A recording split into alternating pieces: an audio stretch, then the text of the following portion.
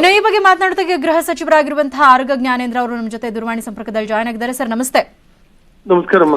Sir ಏನ್ sir ಮತ್ತೆ ಕರಾವಳಿಯಲ್ಲಿ ಉದ್ವಿಗ್ನ ಪರಿಸ್ಥಿತಿ, ಮತ್ತೆ ಕೊಲೆ, ಹಿಂದೂ ಕಾರ್ಯಕರ್ತನನ್ನ ಬಿಜೆಪಿ ಕಾರ್ಯಕರ್ತನನ್ನ ಕೊಲೆ ಮಾಡಲಾಗಿದೆ, ಏನ್ ಹೇಳ್ತೀರಿ? ಖಂಡಿತಮ್ಮ, ಇದೊಂದು ಆತಂಕದ ಒಂದು ಸಂದರ್ಭ ಇದು. ನನಗೆ ಸುದ್ದಿ ತಿಳಿತಿದ್ದಾಗೇನೆ ಎಲ್ಲ ಹಿರಿಯ ಅಧಿಕಾರಿಗಳ ಜೊತೆನಲ್ಲಿ ಮಾತಾಡಿ ಯಾವುದೇ ಕಾರಣಕ್ಕೆ ಅವ್ರನ್ನ ಬಿಡಬಾರ್ದು, ಪತ್ತೆ ಹಚ್ಚಬೇಕು, ಪಾಠ ಕಲಿಸಬೇಕು, ಇದನ್ನ ನಾನು ಸೂಚನೆ ಕೊಟ್ಟಿದ್ದೇವೆ. ಮಾನ್ಯ ಮುಖ್ಯಮಂತ್ರಿಗಳು ಕೂಡ ಸೂಚನೆ ಕೊಟ್ಟಿದ್ದಾರೆ. ಸರ್ ನಿಮಗೆ ಬಂದಂತ ಇನ್ಫಾರ್ಮೇಶನ್ ಏನ್ ಸರ್, ಯಾಕಾಗಿದೆ ಕೊಲೆ ಅಂತ? ಈಗ ಪೊಲೀಸರು ಆಲ್ರೆಡಿ ತನಿಖೆಗೆ ಇಳಿದಿದ್ದಾರೆ, ನಿಮಗ್ ಕೊಟ್ಟಂತ ಇನ್ಫಾರ್ಮೇಶನ್ ಏನ್ ಸರ್? ಇಲ್ಲ, ನನಗೆ ಆರಂಭದಲ್ಲಿ ಅದೇ ಹೇಳಿದ್ದಾರೆ, ನಿಮ್ ಮೀಡಿಯಾದಲ್ಲಿ ಏನ್ ಬರ್ತಾ ಇದೆ ಅದೇನೆ ನನಗೂ ಕೂಡ ಹೇಳಿದ್ದಾರೆ.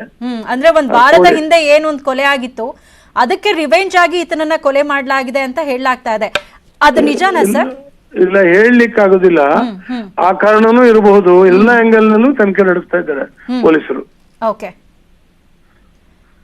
ಬಟ್ ಇವರ ಬಗ್ಗೆ ಇನ್ಫಾರ್ಮೇಶನ್ ನಾವು ಮಾತಾಡ್ತಾ ಹೋದಂತ ಸಂದರ್ಭದಲ್ಲಿ ಆತಂಕ ಯಾವುದೇ ರೀತಿಯಾದಂತಹ ಈ ರೀತಿ ಕ್ರಿಮಿನಲ್ ಬ್ಯಾಕ್ ಗ್ರೌಂಡ್ ಇರಲಿಲ್ಲ, ಯಾವುದೇ ಹೊಡೆದಾಟ ಬಡದಾಟ ಕೊಲೆ ಸುಲಿಗೆ ಯಾವುದ್ರಲ್ಲೂ ಕೂಡ ಭಾಗಿಯಾದಂತಹ ವ್ಯಕ್ತಿ ಅಲ್ಲ, ಇಂತಹ ಇನ್ನೋಸೆಂಟ್ ಅನ್ನ ಕೊಲೆ ಮಾಡಿದ್ದಾರೆ ಅಂತ ಹೇಳ್ತಾ ಇದ್ರು. ಅದೇ ಅದೇ ಅದೇ ಅದೇ ಅದು ಕಾರಣ ಏನಾಗ್ತದೆ, ಏನು, ಯಾಕೆ, ಎಲ್ಲಿಂದ ಬಂದಿದ್ದಾರೆ ಇವರು ಅಂತ ಹೇಳಿ ಕೂಡ ಪತ್ತೆ ಹಚ್ಚುವಂತ ಕೆಲಸ ಆಗ್ತಾ ಇದೆ. Okay, thank you sir, news 18 ಕನ್ನಡದ ಜೊತೆ ಮಾತನಾಡಿದಕ್ಕಾಗಿ.